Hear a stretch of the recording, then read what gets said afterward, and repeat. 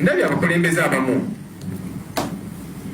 abagamba nti Muhoozi mukulembeze waabwe abakaba parliament ba minister olumala okuwandiika agamajani gawandiika ku social media ne bagendayo ne bamuwaana our generational leader live longo n'ebirala bwe bityo. Mwe bantu mwe lwaki munnammwe ono temumuwabula n'akola ebituufu? Kubanga kakati mumumuwaana ne mukomba ebigere kubanga wamwagala bufofofo mwagalayo ku busente gwe olina bukakafu kinti ekya bw'anaakunyiigira naawe tajja kukima. Kubanga tuze tukiraba n'aba NRM nabo tebali safe, bawambibwa bali ku bunkenke. Yagamba ne baminisita abamugwe sikwagala ku kabineeti yaffe leero ojja kundaba oyo minisita gwakangakanga kakati mukye kye balowoozesa nti mwe muli safe nga Muhoozi yeeyisa ng'omulalu. Kuba bino byakola byakiralu byabamenyi b'amateeka. Tubasaba era nammwe kiyamba mmwe munnammwe ono mumuwabula akole ekituufu kubanga temuli safe bwasigala ng'akola effujjo lino erya buli kika. Ye mukulu leader of opposition mu parliament Honorable Joel Ssenyonyi akangudde ku ddoboozi abagambye nti bantu mmwe ebyo bye muwaaniriza ne musuyitiza ne mushugacoatinga mumuyisa amannya nga mwagala favors abamu mwagala ssente nti mwerabidde nti enkya namwe muyinza okubeera ba victim, nti omusajja mumubuulira amazima mumugambe nti munnange ekyo kyokola kikyamu si kyekyo ekisaanidde. Abakyala b'eggwanga bamaama omukyala ono Miriam Matembe mukyala mukadde ate no n'otunuulira bambi omulamuzi eyabadde mu musango ogwo era bwe yeegayiridde n'amugamba nyamba nga muwalawe. Lwaki ngamba nti muwalawe? Ali mu myaka Miriam Matembe abaana baazaala. Sinakindi oba omuzzukulu yoyo omukyala eyagaanye Miriam Matembe okuba ng'agenda afuna obujjanjabi. Katunuulira ensonga abantu engeri gye bagyogerako n'okuba nga bakubaganya empawa ku nsonga eno. Ntunuulidde omukyala Miriam Matembe nga bamuleeta ku kkooti embeera gy'abaddemu mu butuufu. Mukazi watulina ng'akankana bukankani tasobola okutambula n'amaziga ne gampitamu. Wallahi n'ababadde ku kkooti bonna amaziga gabayiseemu. Ne bantu mmwe kiki kye twabakola okutuusa ku bannayuganda okubayisa bwe mutyo okuggyako okubaagala? Tubaagadde mukoze buli mu kye mwagala. Lwaki bannayuganda mubatuusa ku ssabwe erityo? Bannayuganda nga balina obukyayi gye muli, bannayuganda nga balina obulumi gye muli. Mbu Miriam Matembe bamuguddeko omusango ogw'okwawulayawula mu mawanga. Mbu yavaayo n'ayisa statement ku mitimbagano gye n'agamba mbu ssente z'omiwa omusolo gyonna mbu ziganya Banyankole era mbu kati agenda kusalibwa omusango atwalibwe Luzira. Ekisinga okunnuma omukyala oyo Miriam Matembe be bamu ku bakyala ab'amaanyi abalina profile ennene mu byobufuzi by'eggwanga nga Uganda, nti y'omu ku basaale abakola constitution ya Uganda gye tutambulirako. Ali myaka 78 oyo gw'olaba gye myaka gye gimu ne Maama Janet Kataha gy'alimu. Maama Janet Kataha Museveni bw'abanga ali eri ali mukuza birthday ye ensi yonna nga bamusalidde keeki bamuyozaayoza, Miriam Matembe sawe no bamututte mu kkomera. Lwaki? Mbu yavaayo n'ayogera amazima. Mwe mulowooza omukyala omu ku baakola amateeka ga Uganda g'omutambulirako musiru nnyo okuvaayo n'afulumya statement nga mbutuufu egenda musibya? Lwaki amazima gabaluma? Ekituufu kisigala kituufu bannange, naffe tubiraba ne tetugenda kusirika. Bwemba mulowooza mbu tugenda kutuulawo tusirike tubalabe nga mukola ebikyamu tubibikkirire tugambe nti bye bituufu, ebituufu tugambe nti bye bikyamu? Nedda. Fensi yaffe Uganda tugyagala. Mugenda kusiba bangi, mugenda kutta bangi, abato, abavubuka, ab'emyaka, mugenda bikola. Nene munasiba Miriam Matembe wajja kuvaayo omulala Sarah Birete ayogere. Naye munakwata Sarah Birete wajja kuvaayo omulala ayogere. Naye munakwata Lumbuye, ne mukwata Umaru Kisekka, ne mukwata Aptop Boss, ne mukwata Big Joe, ne mukwata Katsiyuji, ne mukwata Sadama, ne mukwata buli muntu yenna omuvubuka ayogera ku nkyukakyuka. Waliyo generation yento ejja. Bwembanga temukyusizaamu ne mukolera bannayuganda ebintu ebirina okukolebwa, we will speak tujja kwogera ffe Uganda yensi yaffe tulinayo nsi ndala mutuzaliddwa mutugenda okuziikibwa mu abaana baffe mutuzalidde mutusomeseza abaana bannange otwogera nti enguudo mbi zibambi bwetwogera nti bannange amalagala mu ddwaliro temuli kituufu mwali badde mutereza butereza nga twogedde kati omukyala Miriam Matembe n'okulya yeekaka bwekasi n'olususulo omukwata lusigala mu ngalo gwe ng'omusindika eruzirambu busimanya bamusiba emyaka giikyo mumutte busi tukimanye nti omukyala yeetaaga kufa ensega ne bawoganya bawowoolera oyo aveewo naye tukimanye nti naye yattibwa mu mulembe gwa mwami Museveni olw'okuba yavaayo n'ayogera ku ggwanga mbu ebikyamu bo ne bayita mbu abaliddemu olukwe mulimba nnyo bantu mmwe bannayuganda babaagadde mukoze buli kye mwagala mu ggwanga Uganda nga teri abakuba ku mutima yadde ku mukono kye mutusasudde bukyayi bannayuganda abanyiivu gye muli bannayuganda abanyiivu gye muli simanyi kye mulikolera bannayuganda abo kubanga babajjako obusungu bwe bayinako ne kye muba mumanya bannayuganda abanyiivu gye muli ensi ffe twagivaako tulinga omwami oyo gwolaba emabega ensi twagibalekera twagijjako amaanyi ng'ono omwami gwe mulaba emabega mukole bye mukola naye akaseera konna kalyaka ffenna tujja kufukamira mu maaso ga Mukama Katonda tukimanyi bino ebigambo tebibatiisatiisa kuba bya bulijjo mulyako byammwe mugenda naye olunaku nga lutuuse mu maaso ga Mukama Katonda ffenna tujja kuba twenkana byannaku era nga mu butuufu biyungula amaziga ensonga y'omukyala Miriam Matembe abantu abakola constitution eno abantu yaliko omukyala ow'amaanyi nga yatugomye eggwanga lino kwegamba mu bulungi kubanga omukyala ono ye minisita eyasavinga era n'avaako nga n'ekitiibwa kyakirina yakola emirimu gye mu bulungi bwabyo naye ate nga agikola ne Museveni naye essaawa ya kakati gwe batuusiza tuwulira ono agamba ki nga ne classes zayawulwamu nti tulina abavubuka tulina n'abakadde naw bwe tutuuka ku mutendera nti ne betuyita ba elder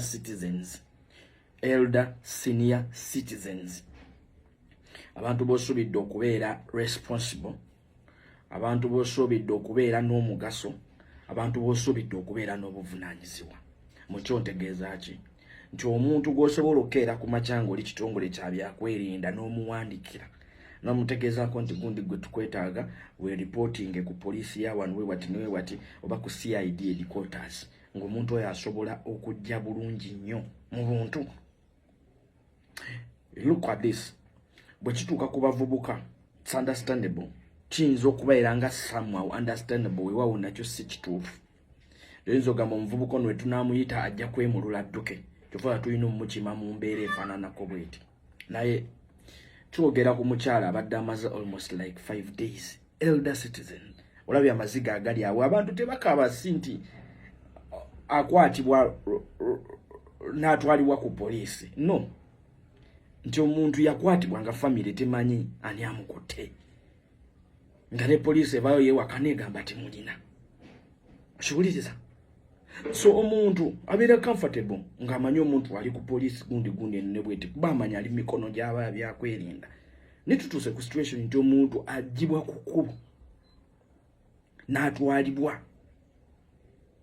nnaku nga 5 ku 6 ku 7 weeks nga 2 then namala na resurface ng'ate ne bamutwala ne bamusula ku poliisi then poliisi n'eryoka emukyajinga now eno mbeera kiddala mazima sincerely speaking bannaffe nankubadde obuyinza mu bulina nankubadde amaanyi mugalina nankubadde eryanyiri emmundu libawaga ne sincerely speaking what next after this nsigo ki gye musiga anesinga mutugamba nti eggwanga Uganda mugenda nalyo anesinga mutugamba nti Omukama Katonda wanaaba oba abayise n'eggwanga mugenda nalyo which is impossible. Bannaffe musiiba mu makanisa musiiba mu zeekereziya musiiba mu mizikiti look famire z'abantu bemutuusa ku leve efaananako bweti ne batuuka n'okutonyeza amaziga n'ogayiwa olweza mmwe banaye n'eggwanga lisobola okutumala nebuze ekintu kimu nti atrocities zino zonna muzikola nga ziri documented ku mulembe nga ziri documented wali social media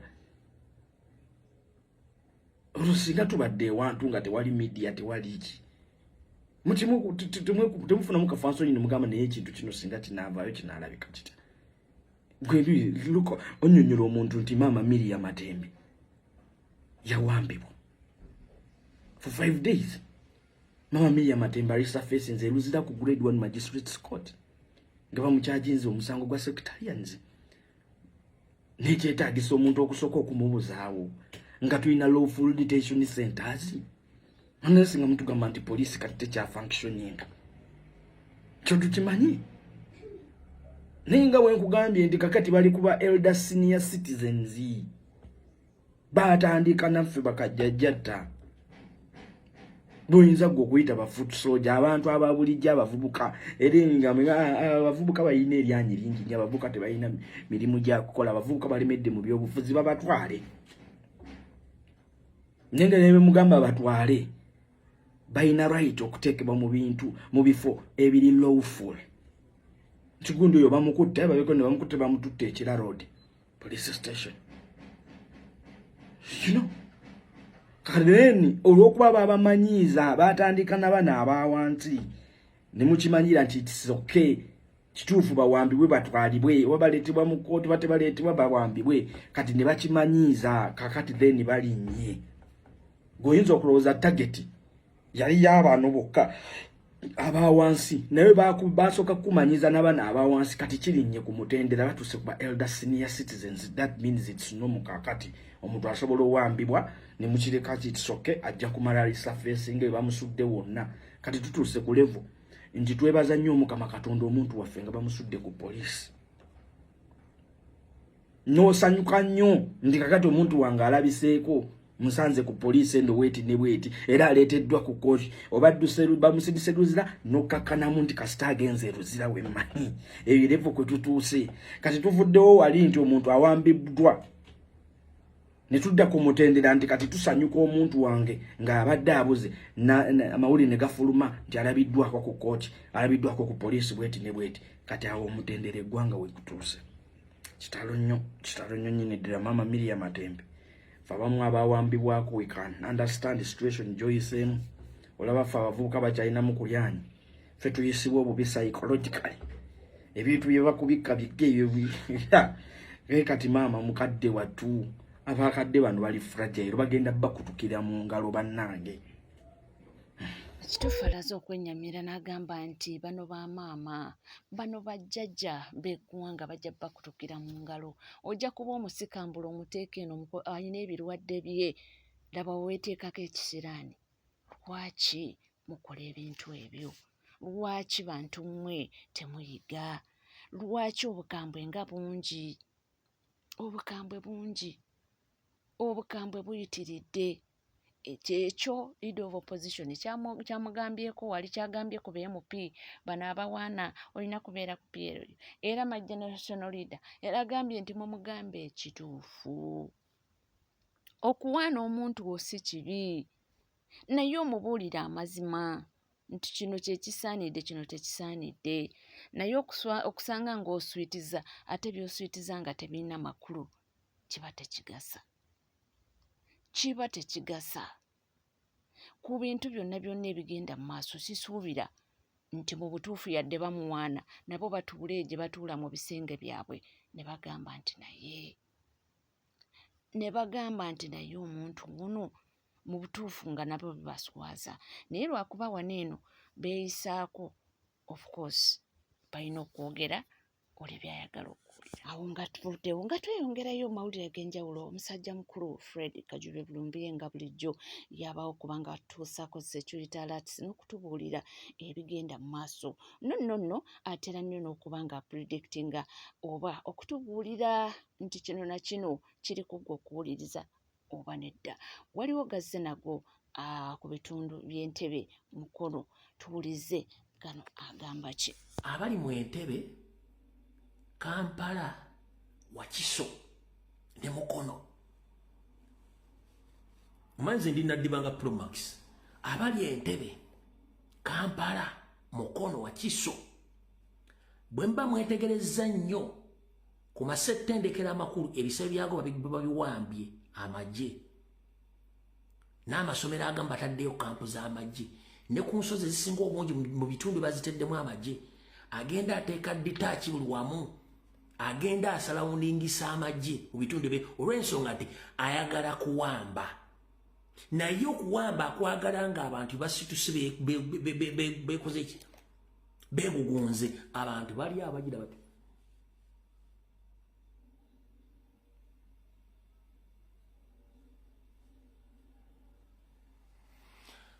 okumanya bannayuganda bazibu bamanyi n'omulingizaako adda agamba ki mpoza adda agamba kyoyo byoyogera ariko no problem kati ekyo kimutiisa nnyo bw'akola ekibadagala banja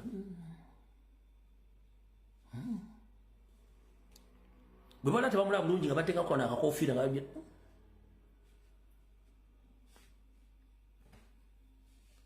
nga bamulaba bulungi nnyo kati yalooza tebamulaba kumbe bamulaba kati kyekisinga omutiisa bakolako effujjo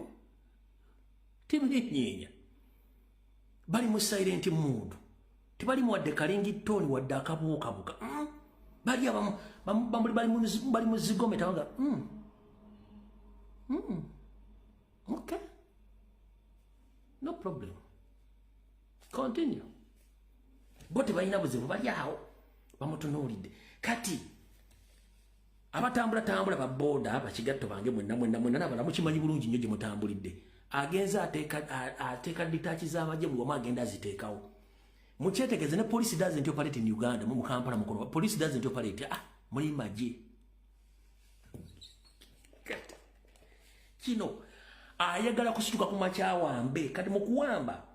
bwana postinga nti mpambye nga si mawulire already abaddaaki bamanyiza nti apostinga kati ajja kosa komadeo ti mpambye ne bannayuganda bagenda sikira wambye okay no problem tutulina buzibu wamba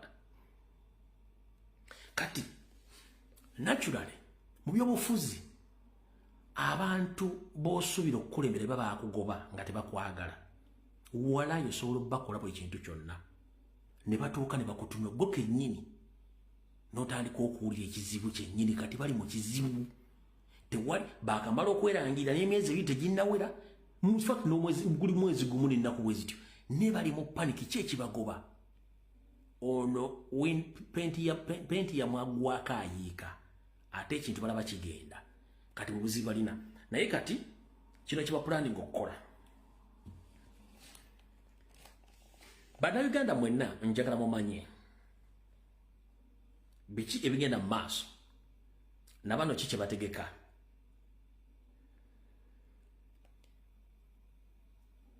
bakkiriziganyiza era beetegeka okuwamba obuyinza nga bayita mu kiwambisa manyi kye tuyita kodita naye ajja kikola ng'akozesa mitimbagano gye era mbabuuliddeko gyadiployinza amajege gyegali bulungi nnyo naye tutugala buli kimu mukikole tukira bulungi nnyo era sagala mbere surprised wabula mulina okimanya nti bannayuganda si basiru lwaki bannayuganda si basiru kambaweeyo ensonga lwaki si basiru yes abaganda balina engombe ga totakibenga tonakikenenya ndusu totakibenga tonakola ki tonakikenenya ndusu buli kikolobe kyobakolakola lwesipija bayibakolako dda Museveni byakola si bipya ku bannayuganda bayibakolakola dda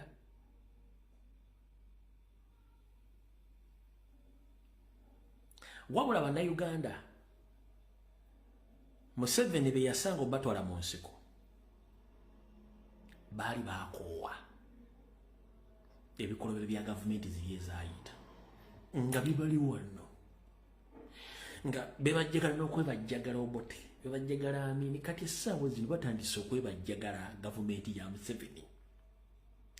naye era ne mu gavumenti ya Amini n'Obote beekalakaasaako ekyo mbagaye muddeeyo munoonye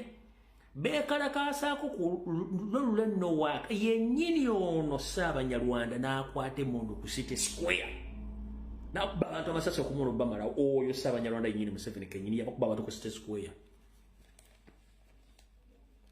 Kati ye muntu y'omu akimanyi nti bannayuganda abatuuse bananise okwebajjagala ekintu kyonna basobola okukikola. Kati bannayuganda enkola yaabwe eri bweti